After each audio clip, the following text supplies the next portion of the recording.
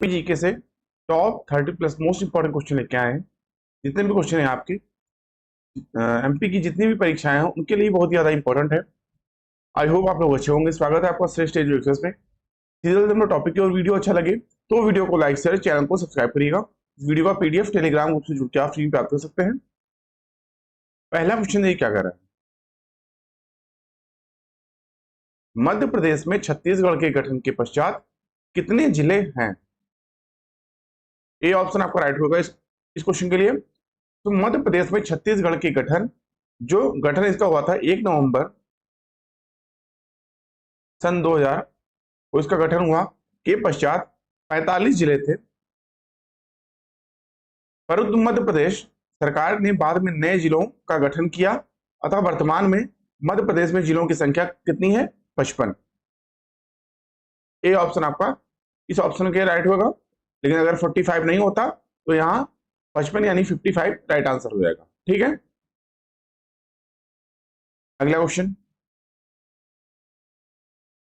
क्षेत्रफल की दृष्टि से मध्य प्रदेश विभाजन के बाद का देश का कौन सा स्थान है? बी ऑप्शन आपका राइट होगा। मध्य प्रदेश के विभाजन 1 नवंबर 2000 ईस्वी को हुआ, जो मध्य प्रदेश छत्तीसगढ़ के बाद बना। मध्य प्रदेश का स्थान भारत में द्वितीय है, प्रथम स्थान पर राजस्थान आता है। ठीक है, बी ऑप्शन आपका राइट होगा। अगला क्वेश्चन। विभाजन के बाद मध्य प्रदेश राज्य की सीमाएं कितने राज्यों के साथ मिलती हैं या लगती हैं? बी ऑप्शन आपका राइट होगा, 5। विभाजन के बाद मध्य प्रदेश राज्य की सीमाएं 5 राज्यों, जिनमें उत्तर प्रदेश, छत्तीसगढ़, महाराष्ट्र, राजस्थान और गुजरात से कुछ होती हैं। अगला क्वेश्चन। निम्नलिखित में से कौन सा शहर भारतीय मानक समय यानी IST देशांश के निकटतम है? ए ऑप्शन आपका राइट होगा, रीवा।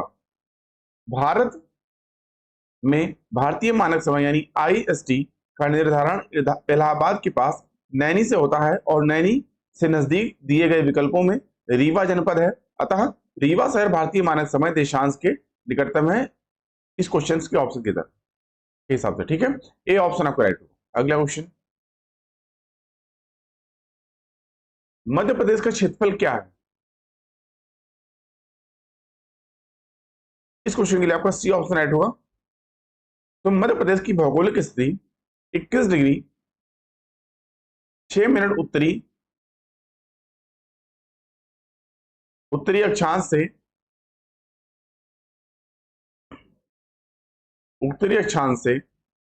26 डिग्री 30 मिनट उत्तरी अक्षांश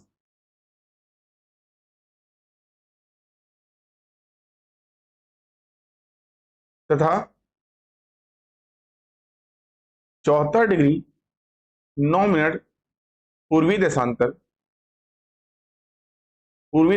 से 82 डिग्री 48 मिनट पूर्वी देशांतर। दोस्तों, मध्य प्रदेश की लंबाई पूर्व से पश्चिम तक 870 किलोमीटर की है। पूर्व से पश्चिम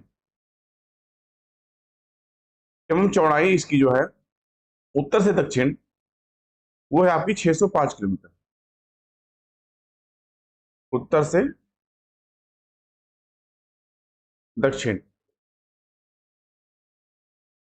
किलोमीटर है इसका क्षेत्रफल। इसका क्षेत्रफल जो है वो आपका 3,08,252 वर्ग किलोमीटर, जो कुल देश के कुल क्षेत्रफल का 9.38% है। 9.38% है। क्षेत्रफल की दृष्टि से अखिल भारत में प्रदेश का दूसरा स्थान है। सी ऑप्शन आपका राइट है। अगला क्वेश्चन। अमरकंटक स्थित है? डी ऑप्शन आपका राइट होगा, मध्य प्रदेश में। सतपुड़ा के पश्चिमी भाग को राजपीपला बीच के भाग को महादेव एवं पूर्वी को अमरकंटक पहाड़ी कहते हैं। अमरकंटक के पूर्वी भाग को मैकाल श्रेणी कहते हैं, जिसके सारे छत्तीसगढ़ का मैदान है। डी ऑप्शन आपका राइट होगा। अगला क्वेश्चन। कौन सा बाघ राज्य कहा जाता है? बी ऑप्शन आपका राइट होगा, मध्य प्रदेश। वन प्राणियों के संदर्भ में प्रदेश का एक संपन्न राज्य है मध्य प्रदेश। देश के विभिन्न क्षेत्रों में पाए जाने वाले वन प्राणियों को मध्य प्रदेश में देखा जा सकता है। यहाँ वन्य जीवन को सुरक्षित बनाए रखने के लिए मध्य प्रदेश राष्ट्रीय उद्यान अधिनियम के अंतर्गत प्रदेश में राष्ट्रीय उद्यान बनाए गए हैं। इसी उद्देश्य से समय समय पर प्रदेश शासन अभ्यारण्य व अन्य कानूनों के द्वारा जो है यहाँ कानून बनाए जाते रहे हैं, इसलिए जो है इसको बाघ राज्य कहा जाता है। किसको? मध्य प्रदेश को। बी ऑप्शन आपका राइट होगा। अगला क्वेश्चन, मंडला राजधानी थी? सी ऑप्शन आपका राइट होगा, गोंड की।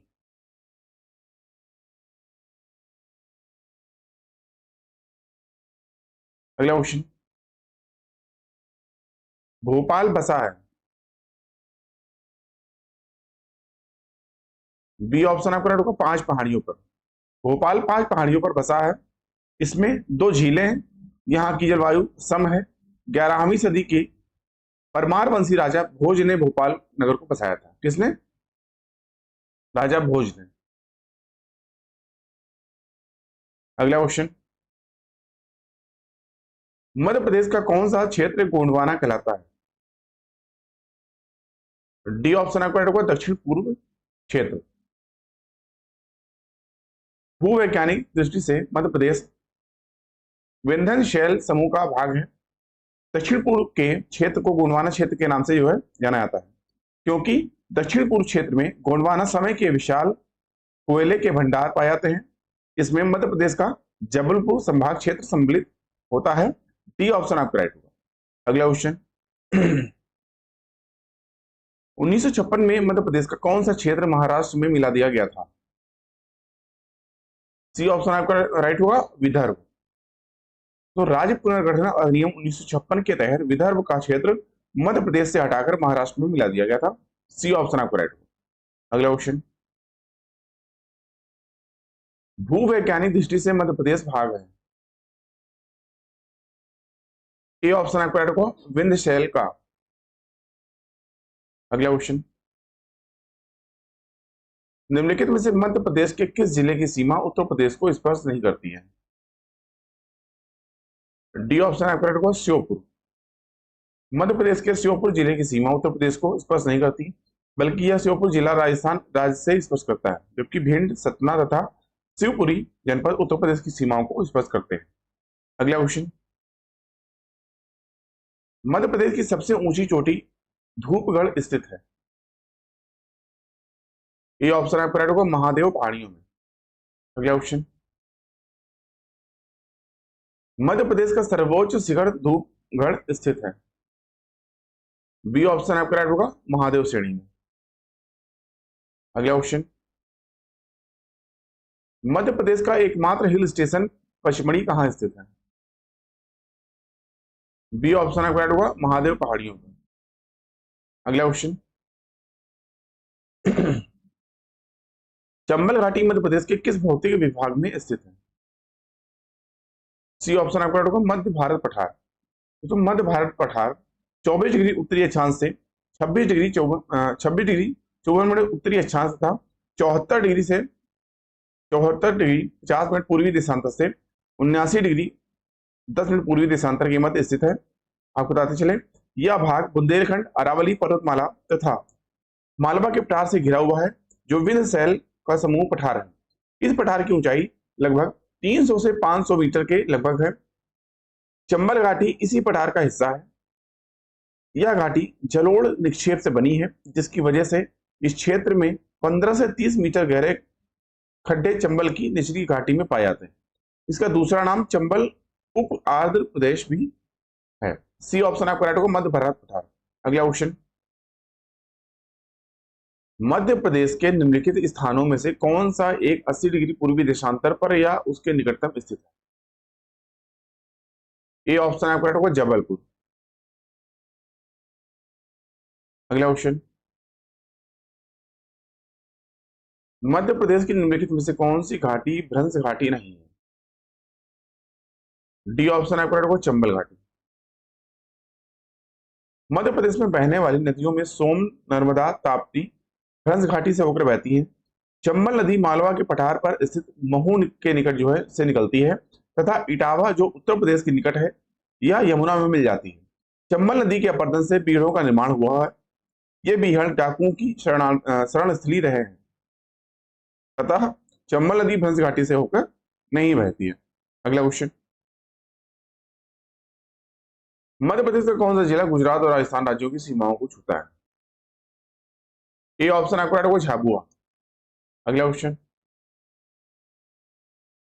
मध्य प्रदेश में काली मिट्टी का निर्माण किस चट्टान के द्वारा हुआ? सी ऑप्शन आपको राइट होगा, बेसाल्ट। क्रिटेशियन काल में भारत में व्यापक रूप से बेसाल्टिक लावा का दरारी उद्गार हुआ है। यह लावा संपूर्ण दक्कन ट्रैक्ट तथा मालवा का पठार आदि क्षेत्रों में व्यापक रूप से फैला हुआ है। इसके विखंडन से मध्य प्रदेश सहित महाराष्ट्र, गुजरात आदि क्षेत्रों में काली मिट्टी का निर्माण हुआ है। सी ऑप्शन आपका राइट होगा। अगला क्वेश्चन, मध्य प्रदेश के दक्षिणी पूर्वी भाग में अधिकांश वर्षा किसके द्वारा होती है? ए मानसून की अरब सागर शाखा से, बी मानसून की बंगाल की खाड़ी शाखा से लौटते हुए मानसून मानसून से, या चक्रवातों से। इस क्वेश्चन के लिए आपका बी ऑप्शन राइट होगा, जो है मानसून की बंगाल की खाड़ी शाखा से। अगला क्वेश्चन, मध्य प्रदेश की जलवायु के संदर्भ में निम्नलिखित में से कौन सा सही नहीं है? कथन।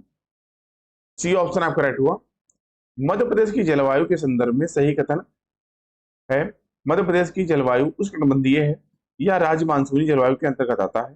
कर्क रेखा इसके मध्य भाग से निकलती है। इस हिसाब से सी ऑप्शन आपका राइट होगा। अगला क्वेश्चन, निम्नलिखित में से कौन सी विशेषता मध्य प्रदेश की काली मिट्टी के संदर्भ में सही नहीं है? सी ऑप्शन आपका राइट होगा, काली मिट्टी में रेत की मात्रा अधिक होती है। यह विशेषता मध्य प्रदेश की काली मिट्टी के संदर्भ में सही नहीं है। काली मिट्टी का निर्माण ज्वालामुखी विस्फोट से निकले लावा के ठंडे होने के उपरांत बेसाल्ट चट्टान के अपक्षय व अपरदन से हुआ है। इसमें इसे कपासी मिट्टी भी कहा जाता है क्योंकि यह कपास की खेती है तो सबसे उपयुक्त मानी जाती है। इसमें नमी धारण करने की क्षमता अधिक होती है। इसकी संरचना गांठदार लेकिन कभी कभी भुरभुरी भी होती है। सी ऑप्शन आपका राइट होगा। अगला क्वेश्चन, निम्नलिखित में से कौन सा जिला वर्षा ऋतु में अधिक वर्षा प्राप्त करता है? सी ऑप्शन आपका राइट होगा, मंडला। अगला क्वेश्चन,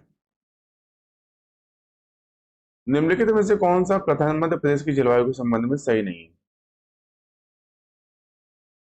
सी ऑप्शन आपका राइट होगा, मध्य प्रदेश की जलवायु उष्णकटिबंधीय मानसूनी प्रकार की है। इसका उत्तरी भाग शीतोष्ण और दक्षिणी भाग उष्णकटिबंधीय क्षेत्र में आता है। यही कारण है कि सामान्यतः शीत ऋतु शुष्क होती है। इस ऋतु में दतिया और मुरैना जिलों का तापमान बहुत अधिक रहता है और न ही कम। शीत ऋतु में उत्तरी भागों में तापमान दक्षिणी भागों की तुलना में कम होता है। राज्य का दक्षिणी पूर्वी भाग अपेक्षाकृत अधिक वर्षा प्राप्त करता है। इस हिसाब से सी ऑप्शन आपका राइट है। अगला क्वेश्चन, मध्य प्रदेश की मिट्टी के संबंध में निम्नलिखित कथनों पर विचार कीजिए। पहला, बघेलखंड में लाल व पीली मिट्टी पाई जाती है। दूसरा, लाल एवं पीली मिट्टी में उर्वरा अधिक होती है। तीसरा, मालवा पठार में गहरी काली मिट्टी पाई जाती है। चौथा, मध्य प्रदेश के उत्तरी पश्चिमी भाग में जलोढ़ मिट्टी पाई जाती है। उपयुक्त कथनों में से कौन सा कथन सही है था? डी ऑप्शन आपका राइट होगा, केवल पहला, तीसरा और चौथा। अगला क्वेश्चन, मध्य प्रदेश के किस भाग में वार्षिक तापांतर अधिक रहता है? सी ऑप्शन आपका राइट होगा, उत्तरी। मध्य प्रदेश में सर्वाधिक वार्षिक तापांतर उत्तरी भाग में रहता है। यहाँ दिन में अधिक तापमान एवं रात में तापमान कम हो जाता है, जिससे दिन एवं रात के तापमान में अत्यधिक अंतर पाया जाता है। सर्वाधिक दैनिक तापांतर मार्च माह में होता है, जबकि न्यूनतम तापमान दिसंबर माह में शिवपुर में होता है। अगला क्वेश्चन, मध्य प्रदेश में काली मिट्टी के क्षेत्र का बाहुल्य कहाँ है? ए ऑप्शन आपका राइट होगा, मालवा पठार। इस पठार का प्रारंभ नर्मदा घाटी के उत्तर में विंध्याचल श्रेणी से होता है। उत्तर तथा पूर्वी भाग में इस पठार का विस्तार मंदसौर सागर तथा गुना तक है। इस प्रदेश में प्रायः काली मिट्टी पाई जाती है, किंतु छोटी छोटी पर्वत श्रेणियों के बीच लेटराइट मिट्टी भी पाई जाती है। ए ऑप्शन आपका राइट होगा। अगला क्वेश्चन, मध्य प्रदेश के निम्नलिखित में से किस जिले में मृदा अपरदन यानी मिट्टी का कटाव की समस्या है? सी ऑप्शन आपका राइट होगा, मुरैना। अगला क्वेश्चन, और हमेशा की तरह आज का टेस्ट का क्वेश्चन इस वीडियो लेक्चर का आपके लिए, मध्य प्रदेश की उत्खात भूमि यानी वेटलैंड परिणाम है अवनालिका अपरदन का, परत अपरदन का, अतिचारण का, या वायु अपरदन का? कौन सा ऑप्शन राइट होगा आपको कमेंट करके बताना है। प्लीज आप लोग इसका आंसर कमेंट करके बताइएगा। अभी के लिए इतना ही। आई होप आपको वीडियो अच्छा लगा। वीडियो अच्छा लगा हो तो वीडियो को लाइक शेयर, चैनल को सब्सक्राइब करिएगा। इस वीडियो का पीडीएफ आप हमारे टेलीग्राम ग्रुप से जुड़ के फ्री प्राप्त कर सकते हैं। अभी की वीडियो को देखने के लिए आप सभी का धन्यवाद। मिलते हैं नेक्स्ट वीडियो में जल्द ही। तब तक के लिए थैंक यू। जय हिंद।